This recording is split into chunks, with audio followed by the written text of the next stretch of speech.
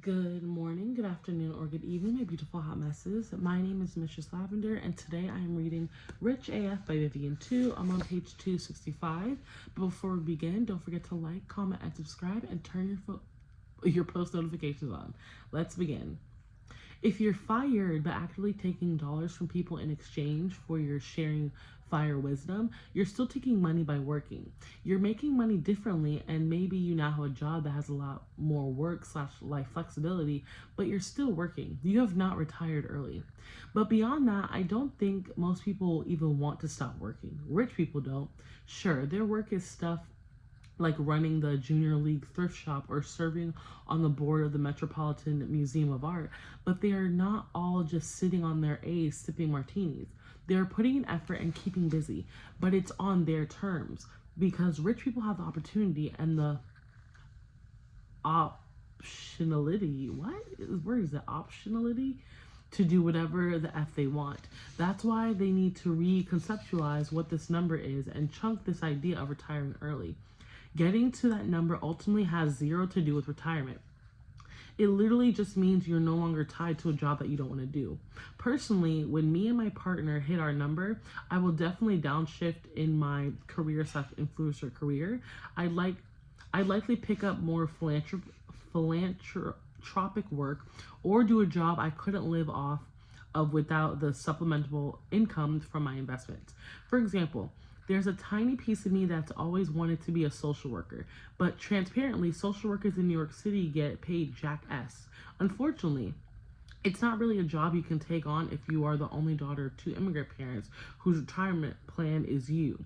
But when I hit my number, I'm fully comfortable with, I can do a job like social worker that I'm just really interested in doing without having to stress about covering my expenses.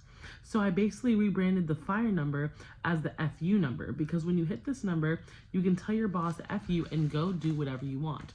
You do not need to retire, but you are not obligated to do particularly work any longer. In other words, hitting this number means you are now able to live solely off of investment returns. You stockpiled enough assets in cash and investments to sustain your needs until you croak. Getting to your FU number is awesome for a multitude of reasons. One, as we've established, is that you get to pick a job that you want to do. If you don't want to do a job, you don't have to. Lots of folks choose to focus on raising their family or trying out a passion project and become a photographer or an interior designer or whatever. More than that though, it's awesome because after that FU number hits, money is no longer a factor in how you make choices. Because let's really be honest with ourselves, money is a factor in everything we do. Whether it's picking up brand name organic milk versus store brand, or whether it's do I take this job nearby or move across the country for that job. We are always on some level running the numbers. That limits our choices, and it's a lot of mental energy to expand. But hit that FU number and money is no longer a factor in your decision making. And that is huge. That is being really rich AF. The beauty of the FU number equation is that it will be different for everyone. Though there are people who want to live child-free in an Airstream with no shoes, and there are people who I want to own my home, I want to have 2 kids and put them through college, and I want to have a vacation home in Naples so we can go to Florida every winter. Both are valid dreams to have. These two people living their 2 different dreams will have vastly different FU numbers, and the numbers can change over time too. Like, say you want to have a vacation home in Naples, Italy instead of Naples, Florida. NBD, just adjust that FU number accordingly. The math is figuring out your personal FU number is pretty simple. Here's the formula. FU number equals annual spending divided by average annual rate of return. In other words, your FU number is the amount you need to have invested in order to earn your required annual spending in investment returns. With that in mind, start by figuring out your annual spending. How much money will you need to sustain yourself every year? To make the math easy, let's say your required annual spending is $100,000. Your FU number will be the amount you need to have invested in order to get $100,000 per year in investment returns. We can plug in the number to look like this. FU number equals 100,000 divided by average annual rate of return. As you can see, we still need to plug in one more number to complete the calculation. The average annual rate of return True, no one can see the future, but you can safely assume your investments will give you, on average, a 4% annual rate of return. I'll explain why you can assume this in a sec. Let's take care of the math part first. We could render that 4% here is 0.04. That makes our equation FU number equals 100,000 divided by 0.04 equals 2,500,000. Ta-da, your FU number. If your annual required spending is $100,000, then you can bounce out of the rat race forever once you have 2.5 million invested. Okay, but how much should my annual spending be though? Your annual spending should be whatever you need to sustain yourself and your family. But when I say sustain, I mean this in a very loose term of the word. I read that so wrong. I mean this in a very loose sense of the term. For Airstream people, sustain literally means cover enough expenses to not die.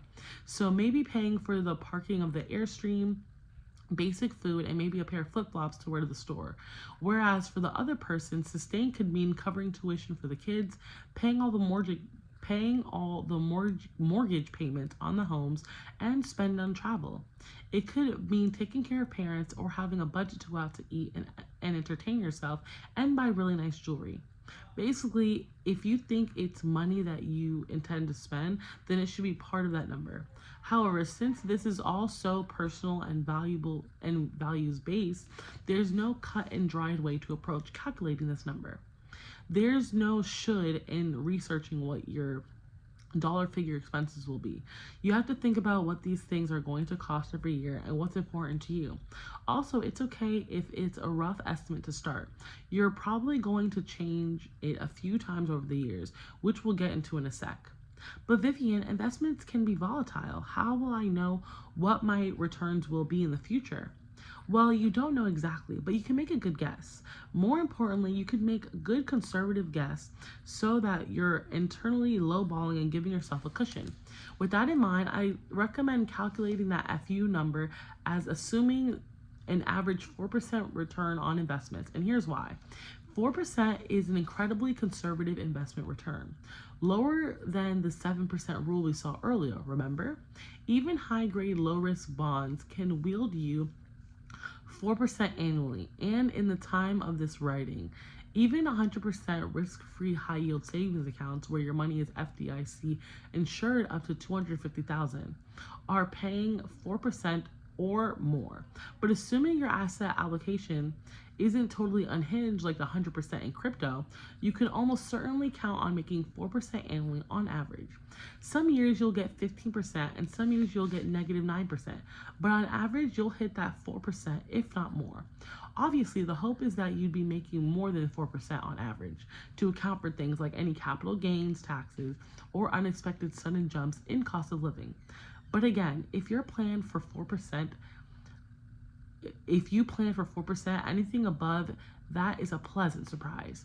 This very conservative number will also help you to account for inflation if over time you're only making a certain return and that return is less than as inflation is.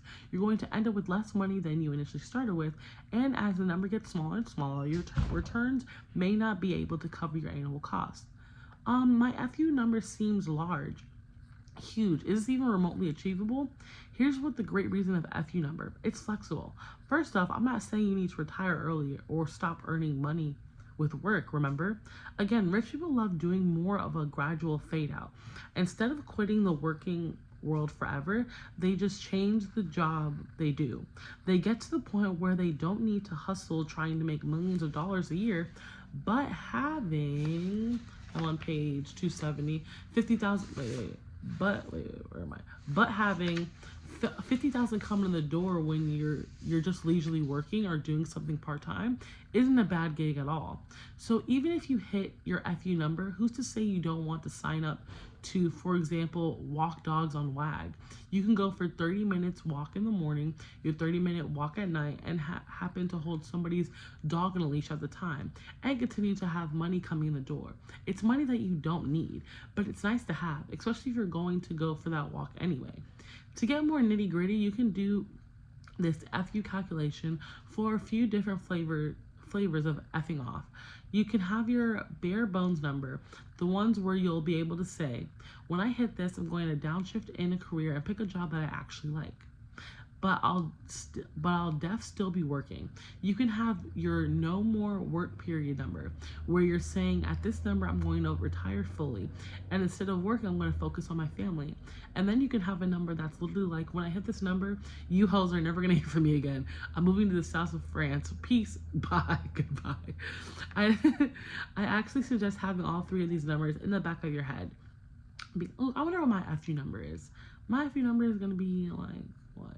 Like 100 million. Yeah, that's a good FU number. What am I doing? I actually suggest having all of these numbers in the back of your head, because that way you can go to work every day, you know what your goals are and how close you are to reach them. And those goals essentially give you something to work for. Just figure out those tiers of annual spending and redo calculation the same way. The other thing is to keep in mind your FU number will probably go up as your life evolves. If you decide to expand your family, if you move somewhere else more expensive, if you adopt a pet, if you develop a long-term condition, or suddenly need to care for a family member, that number will get a lot higher. Those kiddos and golden retriever means you can't drive that Prius into the ground anymore. You're gonna have to go for the Toyota Sienna and make sure you're budgeting for Champ's heartworm meds. Okay, I'm stopping there. I'm on page 271. But thank you so much for joining me. Again, my name is Mistress Lavender, and I'm reading Rich AF by Vivian too. And I'm loving reading every day. You never know, I might be an actress in the future. I might hold presentations. You know, I might be a screenwriter. We never know. Reading is important. I love all these new words I'm reading. But I'll see you next episode. Bye. Oh, and let me know, what should I read next?